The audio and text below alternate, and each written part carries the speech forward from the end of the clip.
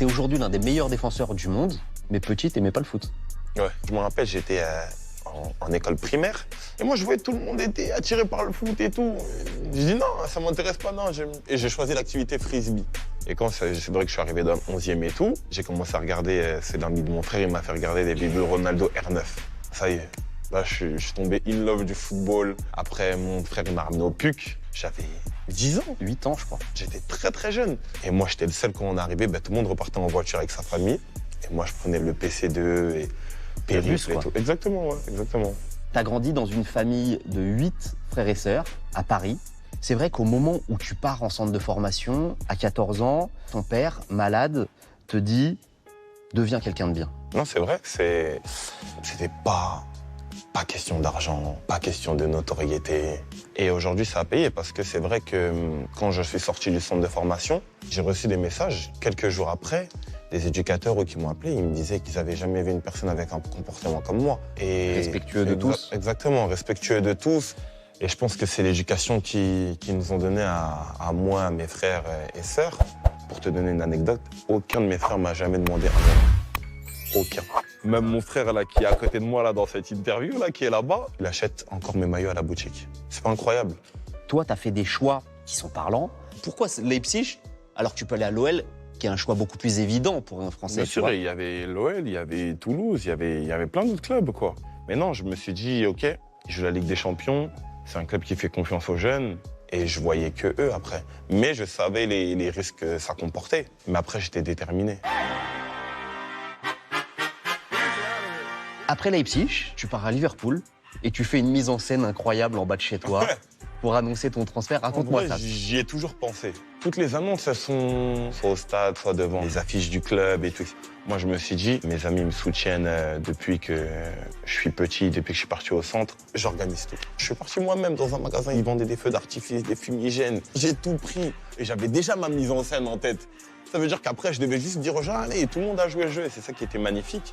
Et c'était vraiment ça que je voulais atteindre, c'était de toucher toutes les personnes qui viennent des quartiers populaires, surtout. Qu'est-ce qui a été plus dur dans ta quête du haut niveau? Les prises de décision, déjà. Surtout le choix de signer à Liverpool. J'arrive, Virgil van Dijk, meilleur défenseur du monde. Joel Matip, incroyable défenseur.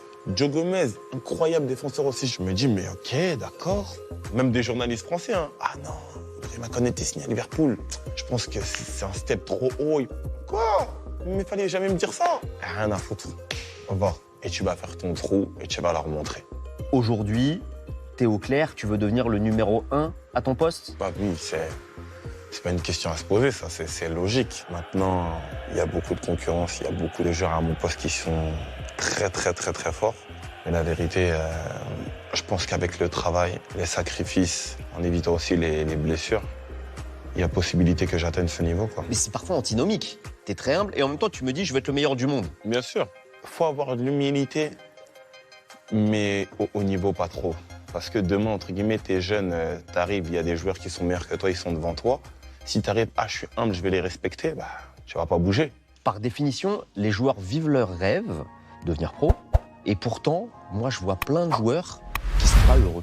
Oui, les joueurs vivent leur rêve, mais vivent en même temps un cauchemar. Et ça, il y a beaucoup de gens qui ne le comprennent pas. Parce que les gens à l'extérieur, ils disent « Ah, mais il y a de l'argent, ils gagnent des millions, c'est bon, normalement... » Non, l'argent ne fait pas le bonheur. Il y contribue, mais il ne le fait pas. Parce que quand tu as de l'argent, quand tu as la notoriété, déjà, tu n'as plus de vie. Aller faire des courses comme tout le monde, tu peux plus.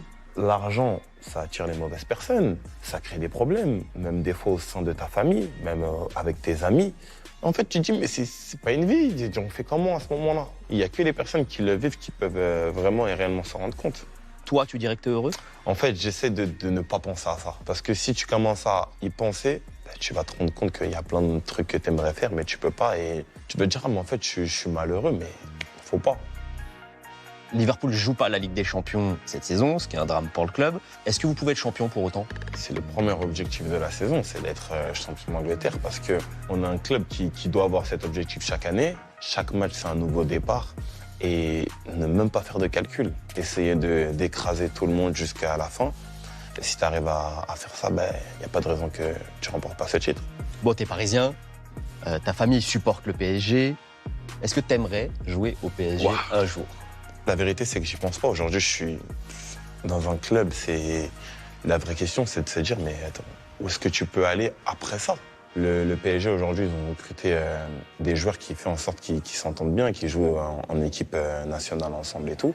Et même pour le peuple et pour les fans parisiens, ça leur fait plaisir parce que c'est ce qu'ils attendaient depuis des années, d'avoir des propres Parisiens ou des propres Français dans l'équipe. Mais dis-moi la vérité, tu t'es jamais imaginé avec le maillot du PSG? Mais non, te dire non, ce serait te mentir, tu vois. Mais te dire, ouais, là, j'y pense, c'est un de mes objectifs, non, pas du tout.